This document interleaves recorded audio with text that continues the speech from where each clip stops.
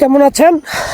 আশা করি ভালো। উপরে যাকে দেখতে পাচ্ছেন আমাদের এক দেশি ভাই সোহেল সর্দার নীরব,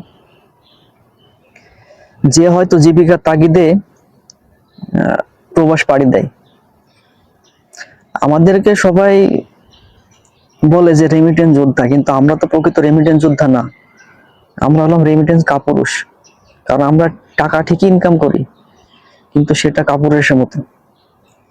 কারণ বসের অপমান অপদস্থ, মানুষের লাঞ্ছনা নিয়ে চুপচাপ সহ্য করার লাগে। কিন্তু দেখেন, এই যে নীরব ভাই, এটা প্রকৃত যোদ্ধা, যে জীবিকা তাগিদে প্রবাস পাড়ি দিয়ে বর্তমানে প্রকৃত যোদ্ধা হিসেবে জীবন পরিচালনা করছে। তা আমাদের সবাইকে এটাই করা উচিত।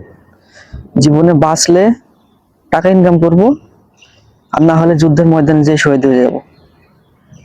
তবে এরকম ভাবে আমাদের এই মধ্যপ্রাচ্যে দেখেন, সৌদি, মালয়েশিয়ায় যারা প্রবাসী, এরা যে পরিমাণ অপমান অপদস্থ হয়ে জীবন সংগ্রামে বেঁচে আছে, এটা আসলে এটা মানুষের দ্বারা সম্ভব না।